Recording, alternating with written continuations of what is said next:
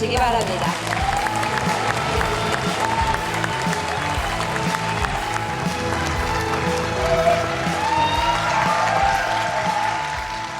존경하는 태국 프라윕 짠오차 총리님, 라오스 통룬 시술리 총리님, 미얀마 도 아웅산 수치 국가고문님, 한국은 지금 겨울의 초입에 있습니다. 과거 동아시아는 여름의 남서풍과 겨울의 북동풍이란 계절풍을 이용해 바닷길을 오갔습니다. 북동풍의 계절은 동북아가 동남아를 향해 항해하는 계절이었습니다. 오늘 동남아로 향하는 관문 부산에서 한반도의 오랜 조상들이 그랬듯 아세안을 만나는 설렘으로 한 아세안 문화혁신 포럼에 오신 아세안 정상들을 뜨겁게 환영합니다. 나는 지난 2년간 아세안 10개국을 모두 방문하며 다양한 민족, 언어, 종교 문화가 조화롭게 공존하는 것을 보았고 아세안 문화예술의 포용성과 역동성을 피부로 느꼈습니다. 아세안의 향신료가 세계인의 식탁과 교육의 역사를 바꿔놓았듯 10개 나라의 색과 멋이 입혀져 다채로운 문화의 향연으로 변모한 K-컬처는 새로운 문화 콘텐츠가 되었고 아세안 국가의 콘텐츠 시장은 매년 8% 이상 성장하며 미래 세대의 꿈을 담아내고 있습니다.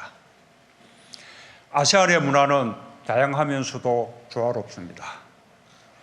아세안의 문화가 더 많이 알려질수록 세계인의 삶은 그만큼 더 풍요롭고 행복해질 것입니다. 아세안의 문화는 이미 세계적이며 잠재력이 무궁무진합니다. 1978년 필리핀 가수 프레디 아길라가 모국어인 타칼로그어로 부른 아나악은 한국 국민은 물론 세계인의 사랑을 받았습니다. 태국의 아피차퐁 감독은 2010년 칸 영화제 황금종려상을 수상해 아시아 영화의 역량을 세계에 알렸습니다. 아세안 정상 여러분, 아세안과 한국이 만나면 아세안의 문화는 곧 세계 문화가 될 수 있습니다. 저는 오늘 K-컬처에서 아세안 컬처로 세계를 향해 함께 나가자고 제안합니다. 한국은 1990년대 시작된 한류의 힘을 바탕으로 세계 7위의 콘텐츠 강국으로 발돋움했습니다. 문화 콘텐츠 수출은 최근 5년간 연평균 16% 이상 성장하며 지난해 수출 100억 불을 달성했습니다. 한류의 시작은 아시아였습니다. 가장 한국적인 콘텐츠를 아시아가 먼저 공감해 주었고 아세안이 그 중심에 있었습니다.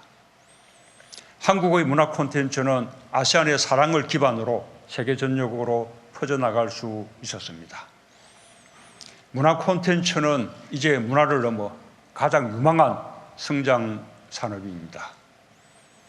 한국이 같은 문화적 정체성 위에서 아세안 문화 콘텐츠의 동반자가 되겠습니다.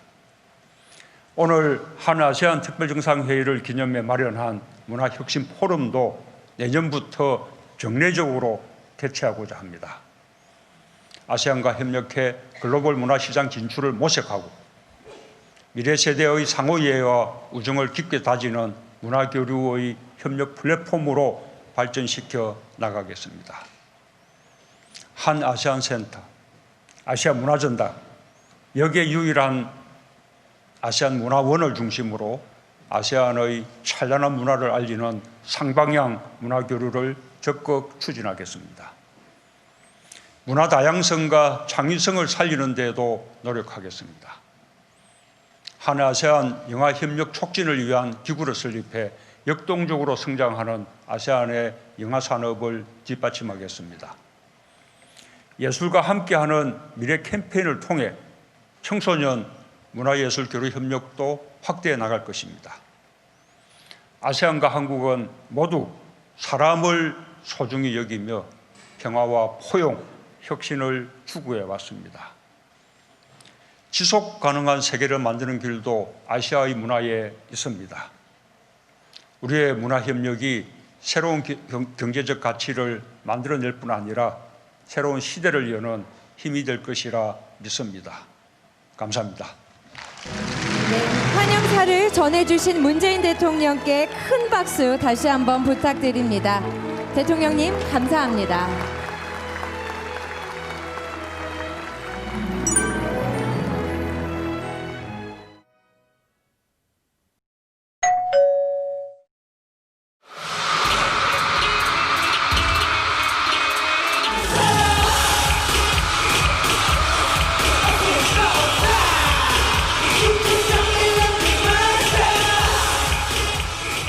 안녕하십니까. 빅히트 엔터테인먼트 대표이자 프로듀서인 방시혁입니다.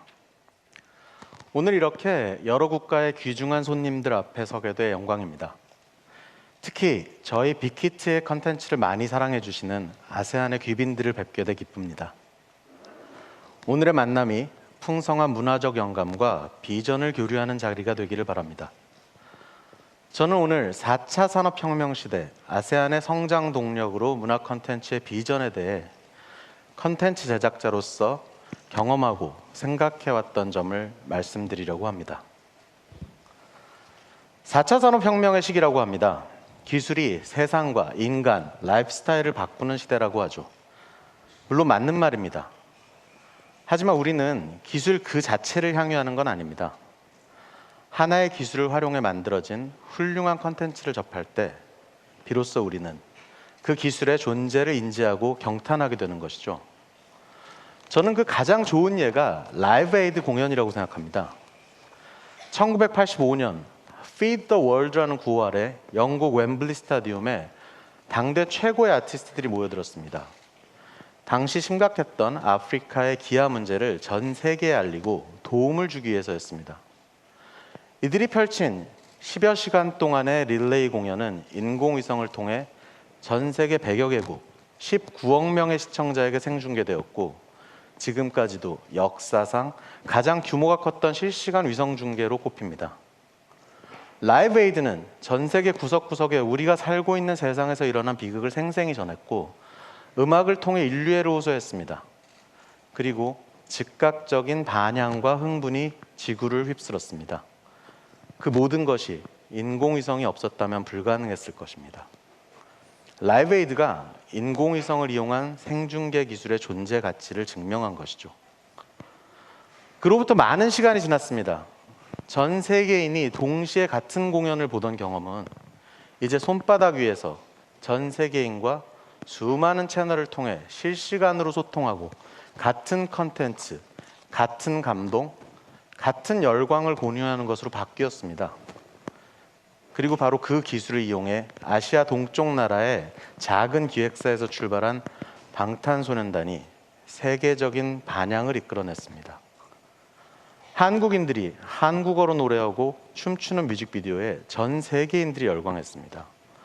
전 세계인들이 방탄소년단의 노래를, 대화를, 메시지를 자발적으로 번역하고 해석하고 공유하며 방탄소년단을 유튜브 시대의 비틀즈, 주변부의 영웅으로 만들어냈습니다.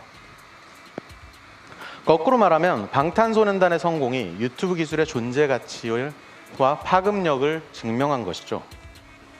그럼 여기서 이런 질문을 해볼 수 있을 것 같습니다.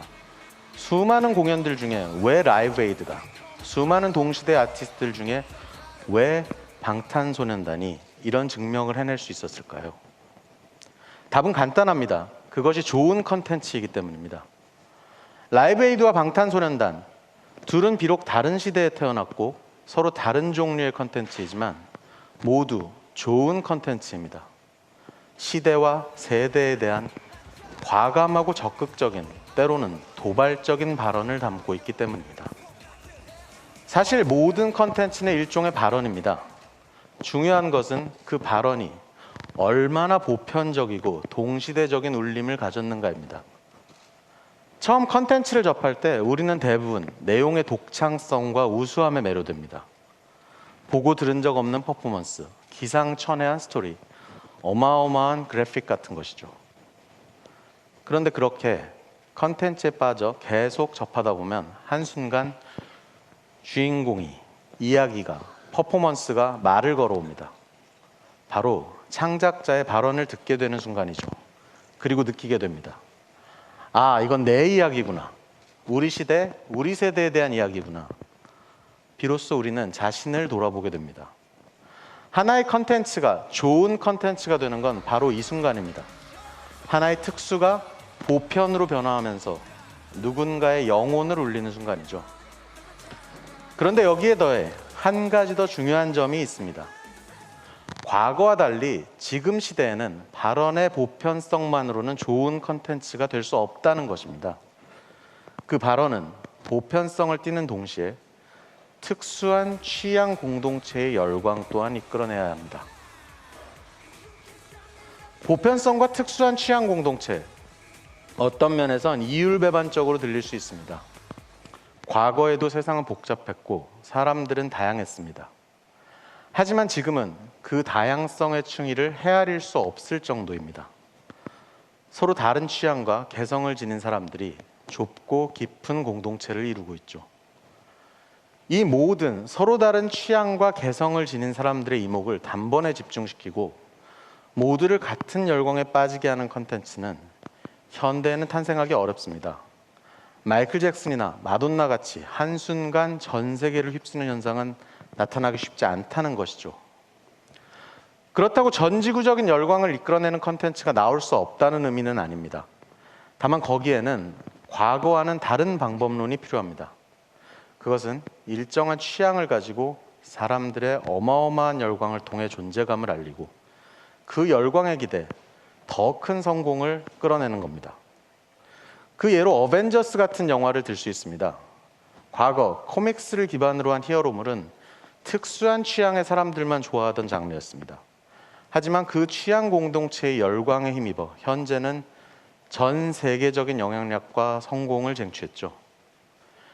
이처럼 현대의 좋은 컨텐츠란 모두가 자신의 이야기라고 공감할 만한 보편적인 발언이자 특수한 취향 공동체의 열광을 이끌어낼 수 있는 특수한 형태의 발언이기도 합니다.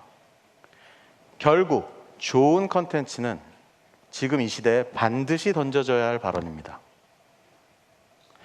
이야기를 바꿔보겠습니다. 부산으로 오는 길 창밖으로 바다를 봤습니다. 그리고 새삼스럽지만 아세안에 대해서 떠올려 봤습니다. 6, 7시간이면 도착할 수 있는 가까운 나라들, 바다로 연결되어 있는 나라들, 역사를 통해 연결되어 있는 나라들입니다. 우리는 모두 역사 속에서 기술 수준이 상대적으로 뒤떨어진 탓에 아픈 경험을 했습니다. 그 상처를 딛고 일어서려 노력하는 과정에서 험난한 현대사도 겪었습니다.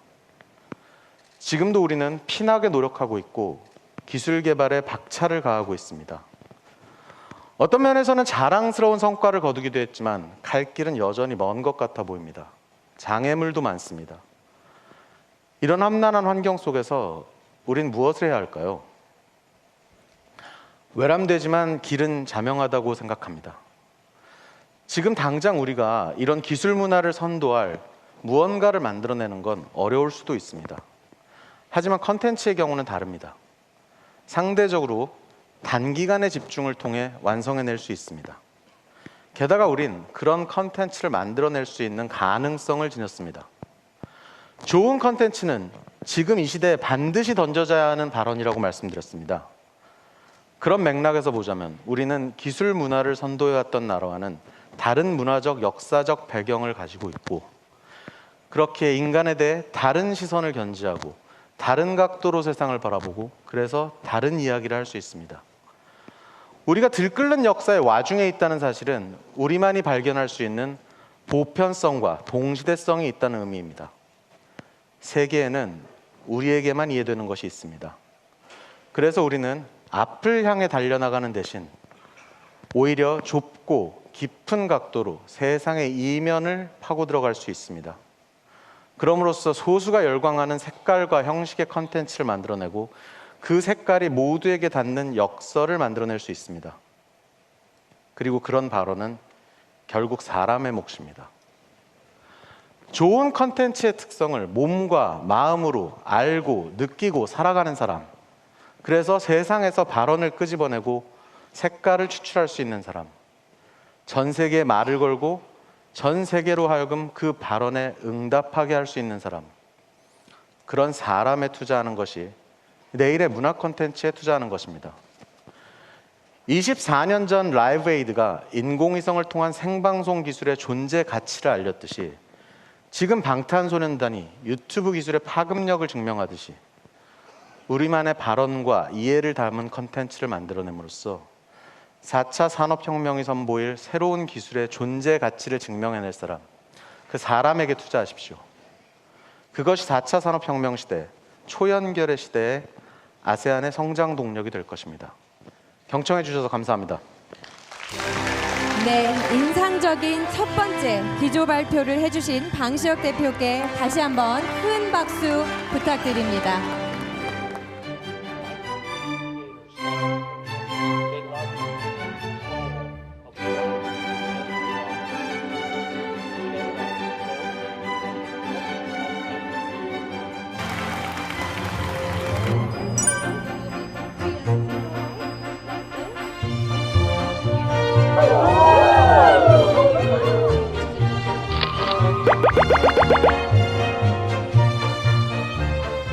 아세안과 한국이 만나면 아세안의 문화는 곧 세계 문화가 될 수 있습니다.